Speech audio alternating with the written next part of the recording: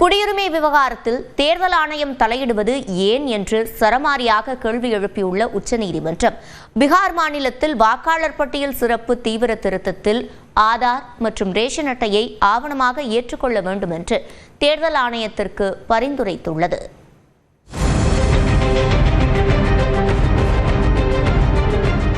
பீகாரில் இந்த ஆண்டு இறுதியில் சட்டப்பேரவை தேர்தல் நடைபெறவுள்ளது.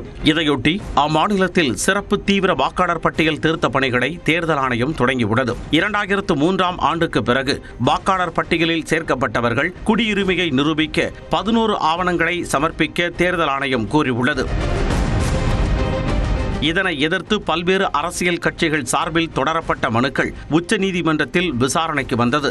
அப்போது பீகாரில் வாக்காளர் பட்டியல் சிறப்பு திருத்த நடவடிக்கையை தேர்தலுடன் இணைத்ததற்காக தேர்தல் ஆணையத்தை நீதிபதிகள் கடுமையாக விமர்சித்தனர். தேர்தலுக்கு குறுகிய காலத்திற்கு முன்பு இந்த நடவடிக்கையை எடுப்பதற்கான காரணம் என்ன என்று வினவிய நீதிபதிகள் 2003ஆம் ஆண்டுக்கு பின்னர் வாக்காளர் பட்டியலில் இடம் பெற்றவர்கள் தங்களது குடியுரிமையை நிரூபிப்பதற்கான 11 ஆவணங்களின் பட்டியல் ஆதார் அட்டையை இடம்பெறச் செய்யாதது ஏன் என்றும் கேள்வி எழுப்பினர்.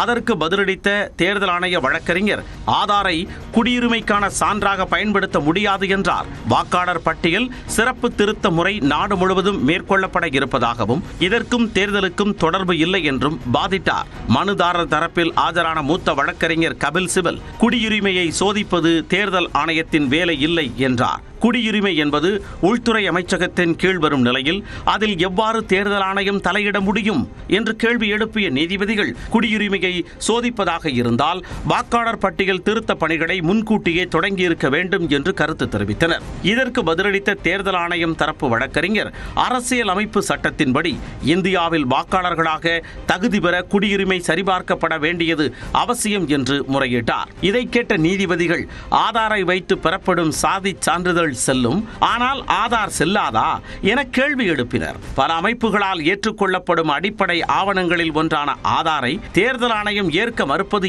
ஏன் என்றும் வினவினர். மக்கள் தொகை கணக்கெடுப்பு 1 வருடத்தில் தொடங்க உள்ள நிலையில் தேர்தல் ஆணையம் ஏன் இந்த நடவடிக்கையை தொடங்கி உள்ளது என்ற நீதிபதிகள் வாக்காளர் பட்டியல் திருத்த பணிகளை மேற்கொள்ள குறுகிய அவகாசமே இருப்பதால் பலர் வாக்காளர் பட்டியலில் இருந்து விடுபட வாய்ப்புள்ளதாகவும் தெரிவித்தனர். அப்போது குறுக்கிட்ட தேர்தல் ஆணைய தரப்பு வழக்கறிஞர் வழக்கு நிலுவையில் இருக்கும் நிலையில் பீகார் வாக்காளர் பட்டியல் இறுதி செய்யப்படாது என்றும் உத்தரவாதம் அளித்தார். பீகார் தேர்தலை ஒட்டி தற்போது பணிகள் நடைபெற்று வரும் நிலையில் அவை முடிந்த பின்னர் இது தொடர்பாக முடிவுகள் எடுக்கப்படும் என்று தேர்தல் ஆணையம் தரப்பில் தெரிவிக்கப்பட்டது.